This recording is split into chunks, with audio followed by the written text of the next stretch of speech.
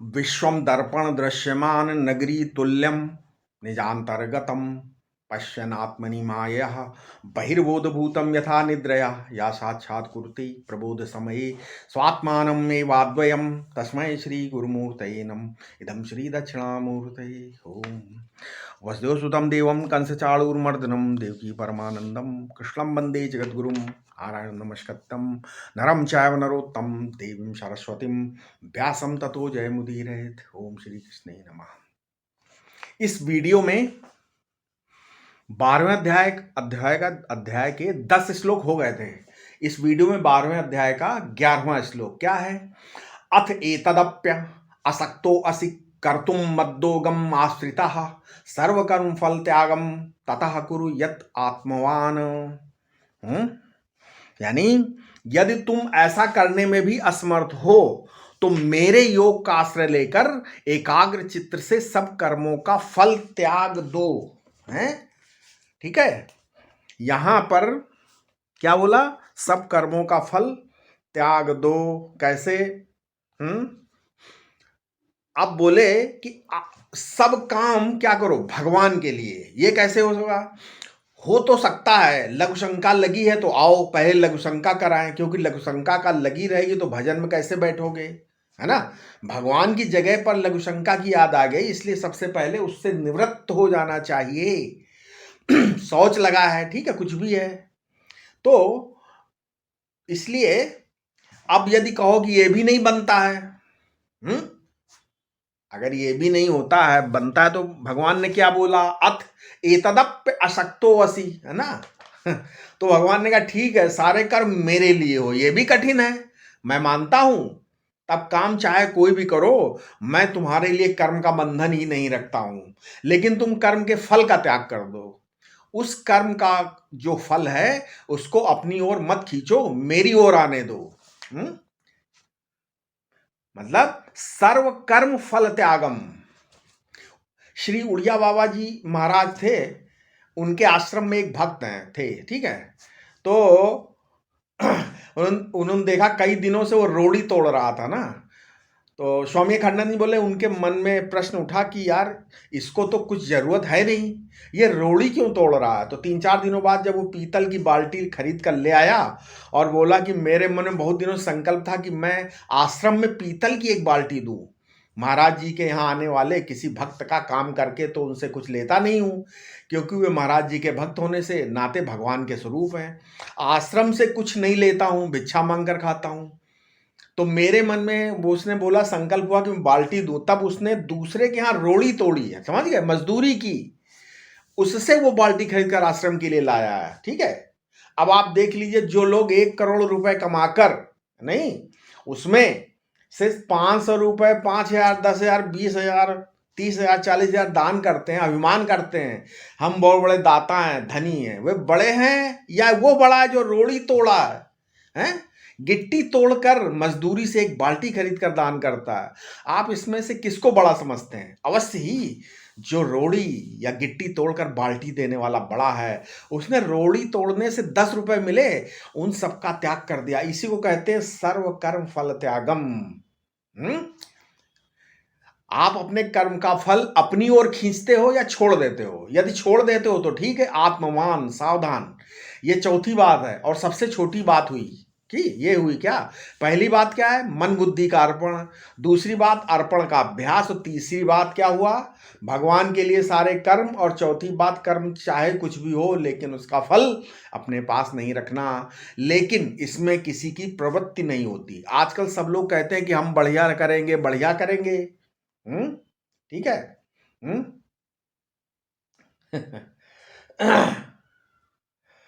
अब स्वामी अखंडानंद जी बोलते हैं, एक बार मुंबई में लोगों ने कहा कि कुछ विषयों पर मेरा प्रवचन होगा।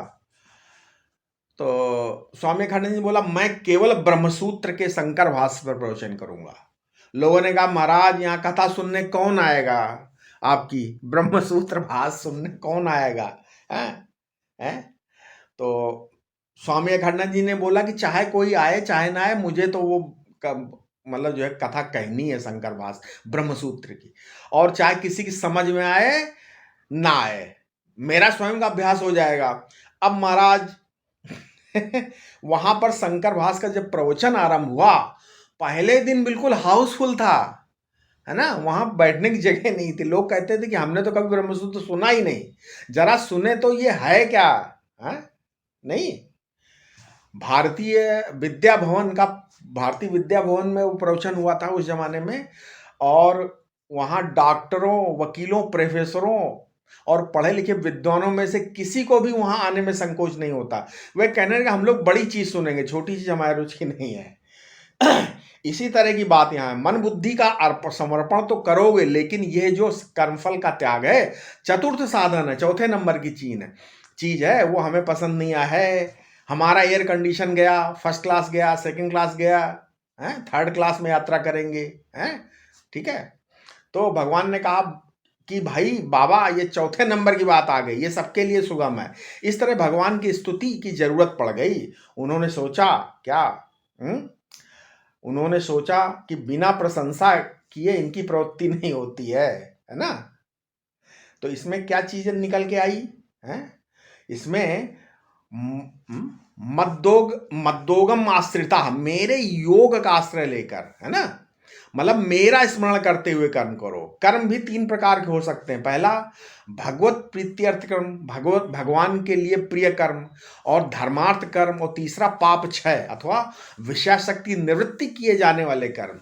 इनमें से जो भी कर्म उसे भगवान का स्मरण करते हुए और उसके फल की कामना त्याग करके करो, ठीक है। यथात्मवान अर्थात संयत चित्त होकर, विशेषण का संबंध है ना, यथात्मान विशेषण का संबंध तो उपयुक्त चारों प्रकार के साधकों को एक साथ समझना चाहिए, ठीक है। अब अगले श्लोक में जो यथात्मवानों में उत्तरोत्तर कौन श्रेष्ठ है, उसकी प्रशंसा करते हैं। 12वां श्लोक क्या है, श्रेयो ही ज्ञानम अभ्यासात् ज्ञानात् ध्यानम विशिष्यते, ध्यानात् कर्मफल त्यागात् शांतिरन अंतरम। क्या, यानी अभ्यास से ज्ञान श्रेष्ठ है, और ज्ञान से ध्यान श्रेष्ठ है, और ध्यान से भी कर्म फल का त्याग श्रेष्ठ है, और त्याग से तत्काल शांति प्राप्त होती है। समझ में आया है, त्याग से तत्काल शांति प्राप्त होती है, यानी श्रेयो ही ज्ञानम। भगवान कहते ज्ञान श्रेष्ठ तो है, ये जो सगुण संबंधी ज्ञान है, मतलब सगुण ईश्वर की जानकारी है। मन बुद्धि का समर्पण है वो बहुत बड़ी चीज है, लेकिन मन बुद्धि का समर्पण संकल्प लेकर नहीं होता। मन से बारंबार प्रेम देना, बुद्धि से बारंबार अपने प्यारे का विचार करना, यही मन बुद्धि का समर्पण है। इसलिए जिसमें मन बुद्धि के समर्पण का अभ्यास है, ज्ञान है, वो ज्ञान बहुत श्रेष्ठ है। परंतु अभ्यासात ज्ञानम ध्यानम विशिष्यते, ज्ञान रहित अभ्यास से ज्ञान श्रेष्ठ है, ठीक है। ये मतलब है ज्ञान से ध्यान श्रेष्ठ और ध्यान से कर्मफल का त्याग श्रेष्ठ है। अब देखो यहां भगवान पहले जिनको ऊपर से नीचे ले आए थे, मतलब जिसमें उन्होंने अवरोह क्रम रखा था, अंत में आरोह क्रम कर दिया। भगवान कहते हैं कि बाबा पहले नींव मजबूत करो जरा, पहले नींव मजबूत, मतलब त्यागा शांतिरन अंतरम।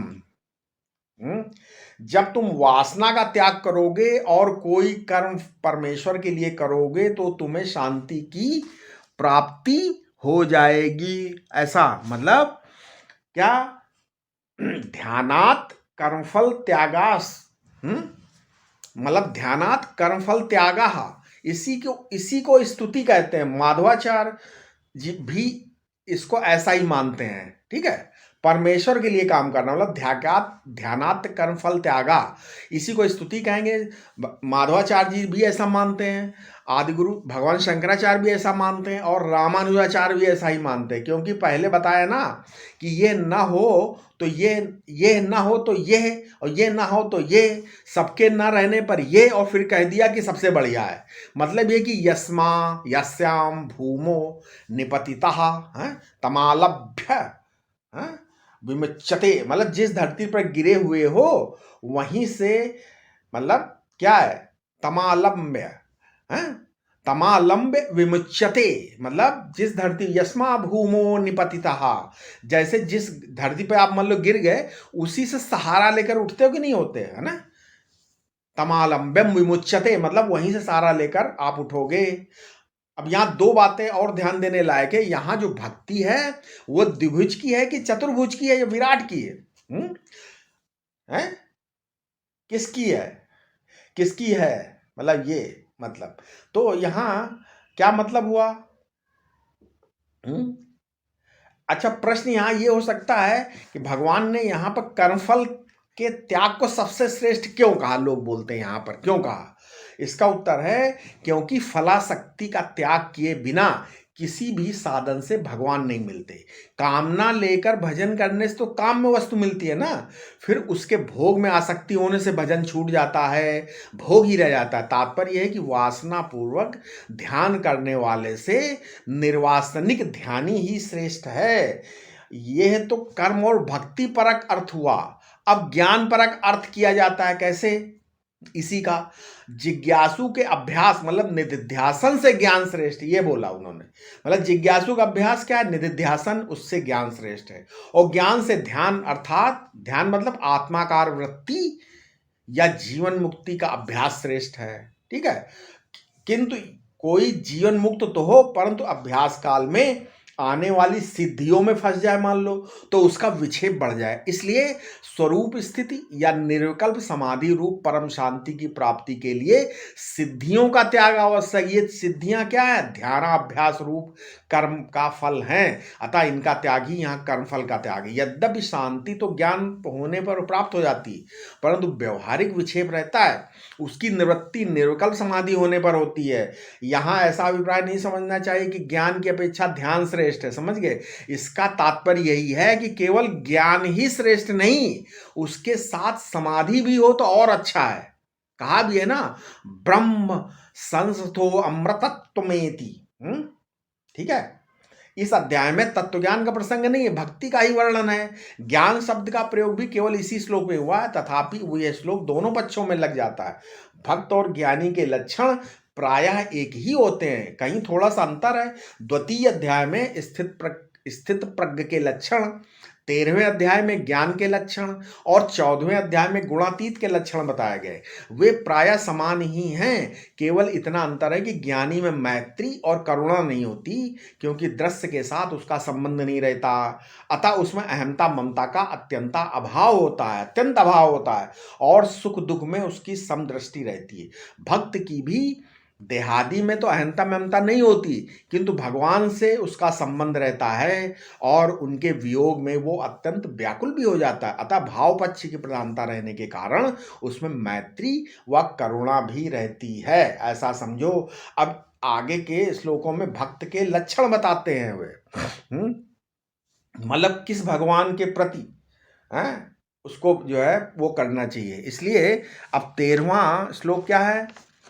अद्वेष्टा सर्वभूतानां मैत्रः करुण एव च निर्ममो निरहंकारः सम दुख सुखः क्षमी। यानी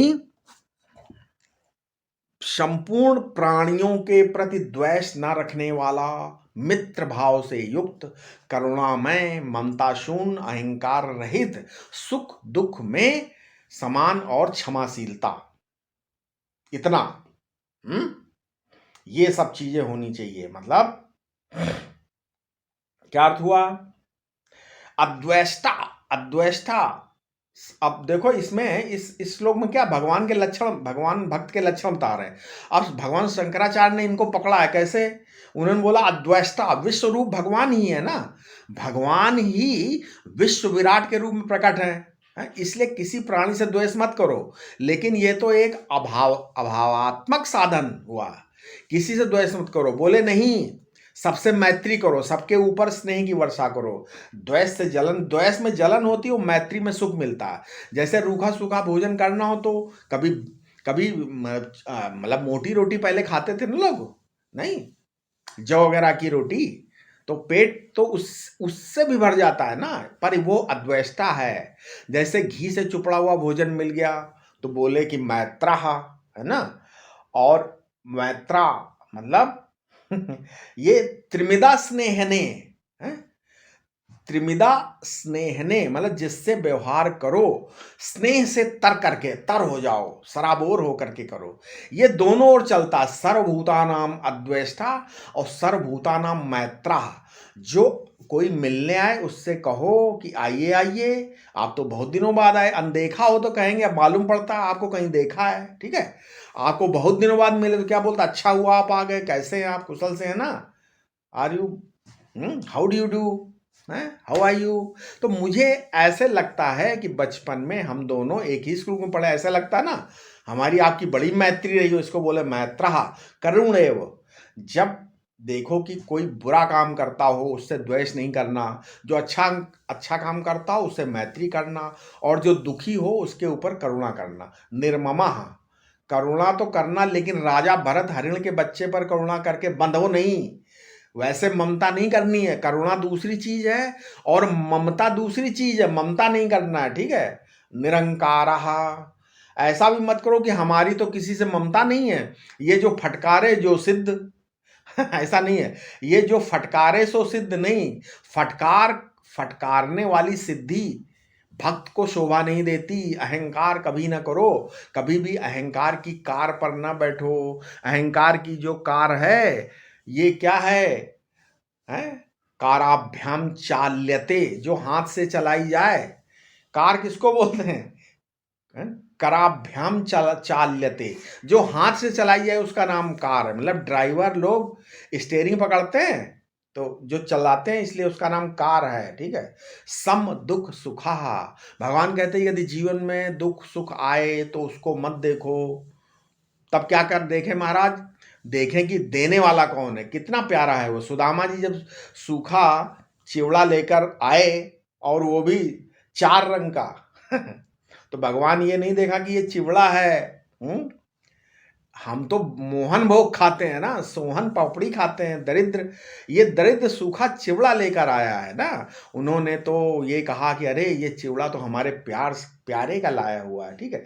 भक्ति की विशेषता क्या है, देखो सांख्य दर्शन की दृष्टि से सुख दुख प्राकृत है और अविवेक के कारण होते हैं, अविद्या के वंश में है। और तत्व ज्ञान की दृष्टि से सुख दुख की कोई सत्ता ही नहीं है, ठीक है। स्वरूप दृष्टि से सुख दुख का भेद कहाँ है, किंतु भक्त की दृष्टि से सुख दुख दोनों अपने प्यारे के हाथ के दिए हुए हैं, ठीक है। ऐसा नहीं कि वो शरबत लाकर दे तो बड़े प्रेम से पिए और खाली पानी दे तो ग्लास पटक दे, नहीं भाई, नहीं भाई, वही तो है, उसी का तो हाथ है। वस्तु को मत देखो, देने वाले के हाथ देखो, वो दे रहा है, इससे बढ़कर आनंद की क्या बात है। क्षमी, कोई अपराध करे तो उसको क्षमा कर दो, क्षमी, ऐसा, मतलब कोई मान लो अपराध कर रहा है तो उसको क्षमा करो, हैं। अब यहाँ पर मनुस्मृति में भी आया है क्या, अर्थात जो व्यक्ति मतलब जो अपने प्रति क्रोध करने वाले पर क्रोध ना करे वो अद्वेष्टा है। क्या बोला उसमें दिया एक श्लोक है मनुस्मृति में, क्या लिखा, क्रुध्यंतम प्रति ना क्रुद्धे है, क्रुद्धेदाद कृष्टः कुशलम वदेत, अतिवादामस्ति तिच्छेत नावम अन्येत किंचन। अर्थात जो अपने प्रति क्रोध करने वाले पर क्रोध न करे वो अद्वेष्टा है, परंतु उसका ये भी उत्तम पक्ष नहीं, उसका उत्तम तो उल्टे उसका उपकार करो। महाभारत में भी आया है, महाभारत में लिखा आया है जगह, अद्वेषः सर्वभूतेषु कर्मणा मनसा गिरा अनुग्रहम चा दानम चा शीलम एतत् प्रचक्षते। मतलब अच्छा, यही चीज योग दर्शन में भी दिया, पातंजलि योग दर्शन में क्या दिया, मैत्री करुणा मुदिता तो पेक्षाणाम सुख दुख पुण्य विषयाणाम भावनातश्चित्त प्रसादनम। मतलब अर्थात जो सुखी है उसके प्रति मित्रता की भावना करे, जो दुखी है उस पर करुणा करने से, पुण्यवानों को देखकर प्रसन्न होने से, पापियों की उपेक्षा करने से चित्त शुद्ध होता है। ये भक्तों के लक्षण है। भक्त में अहंता ममता रहती है, परंतु उसकी अहंता अपने चिन्मय भाव शरीर में होती है और ममता अपने इष्ट में होती है। भजन करते करते भक्त का शरीर चिन्मय हो जाता है, स्थूल नहीं रहता। जैसे बीज को नष्ट करके नवीन अंकुर अंकुर निकलता, वैसे ही अद्वेष्टा सर्वभूतानाम, ये लक्षण घटे वही भक्त है और वही ज्ञानी है। ज्ञानी इसलिए अद्वेष्टा होता है क्योंकि दृश्य के साथ उसका कोई संबंध नहीं है, इसी से उसमें करुणा और मैत्री दो गुण नहीं पाए जाते, क्योंकि उसे आत्म तत्व के सिवा और किसी की सत्ता ही नहीं होती।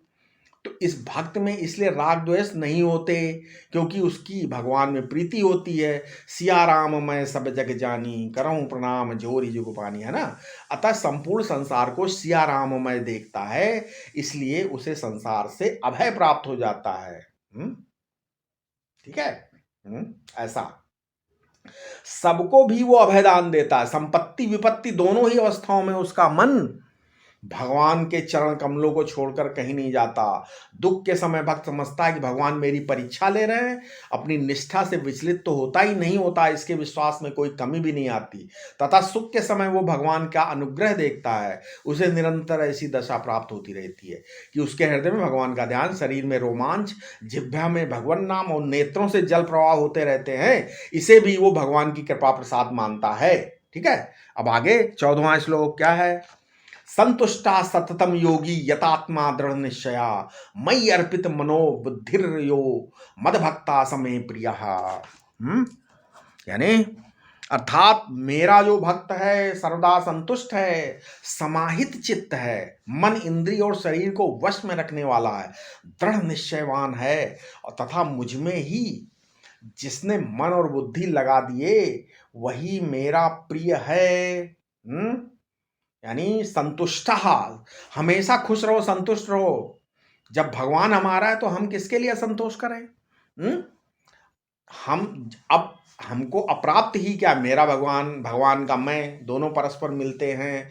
विश्व के रूप में भगवान हर समय हमारी आंखों के सामने रहता है, हमारी आंखों से ओझल नहीं होता, तब असंतोष का क्या कारण? कुछ नहीं।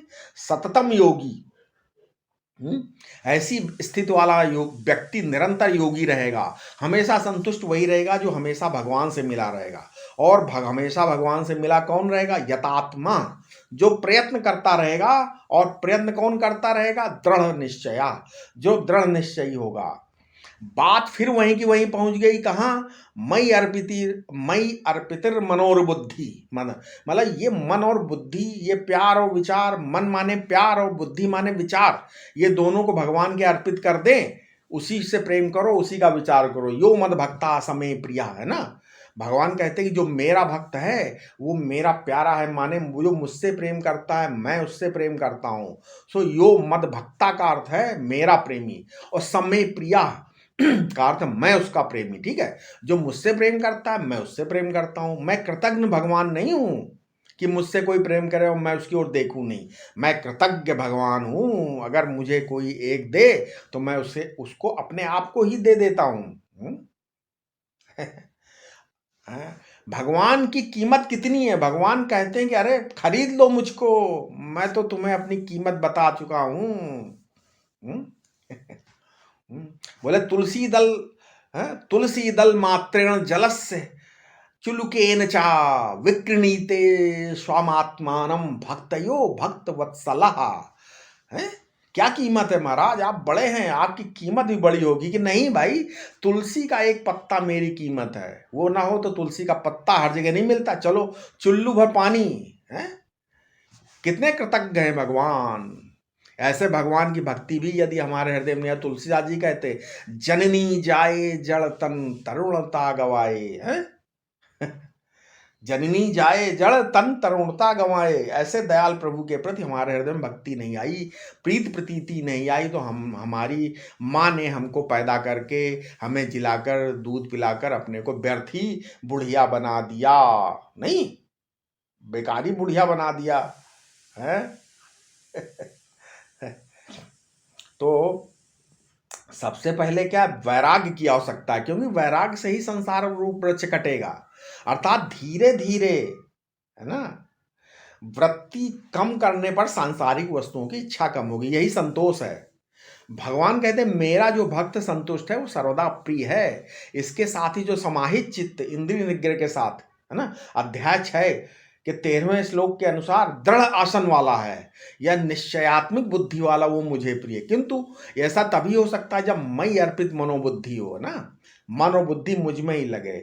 यहाँ जो लक्षण बताए उसमें मई अर्पित मनोबुद्धि ही मुख्य है, अन्य लक्षण गौण है। भगवान में मन बुद्धि लगे ना होने पर ही अनेक झंझट, बहुत सारे झंझट बढ़ जाएंगे।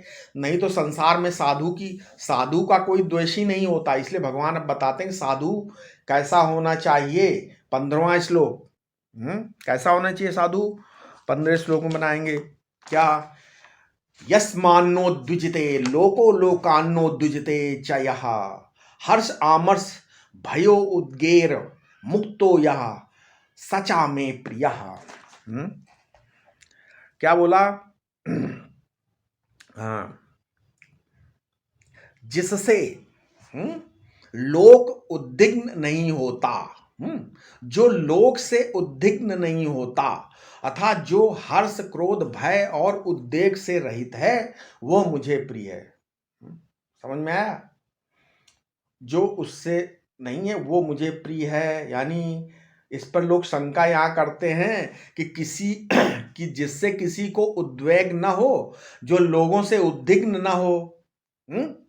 ऐसे कितने व्यक्ति होते हैं जो कहते हैं कि किस ऐसे साधु तो बहुत देखने में आते हैं कि उन्हें मारो पीटो गाली दो तिरस्कार करो, लेकिन वे अपना चित्त भगवान में लगा रहते हैं और उद्विग्न नहीं होते, जिससे किसी को उद्वेग ही ना हो। मतलब ऐसा तो साधु देखने में नहीं आता है।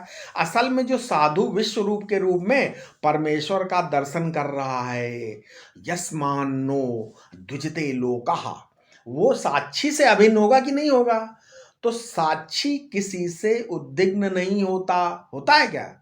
है साक्षी किसी से उद्विग्न होता है और ना साक्षी से कोई उद्विग्न होता है। एक महात्मा ने लिखा है कि समुद्र में अगणित समुद्री जीव, छोटी बड़ी मछलियां, विशाल का व्हेल मछली भी होती है ना, सब एक साथ तैरते हैं, लेकिन ना तो उनको डर लगता है कि समुद्र हमें डुबो देगा और न समुद्र ही को डर लगता है कि हमें खा जाएंगे ना। समुद्र मजे में है, उनको अपने हृदय में स्थान दिए हुए और मौज से समुद्र में विहार करते रहते हैं। समुद्र को तिमिलंग से डर नहीं और तिमिलंगल को समुद्र से डर नहीं। महाराज शेर का बच्चा शेर से नहीं डरता, वैसे ही भगवान के बच्चे भगवान की गोद में खेलते हैं। ना भगवान को अपने बच्चों से डर है, ना बच्चों को भगवान से डर है। बच्चे तो पिता की नाक में उंगली भी डाल देते हैं, नहीं डालते, चोटी खींच लेते हैं। तो माताएं लेट कर अपने बच्चों को ऊपर उछालती हैं, बच्चे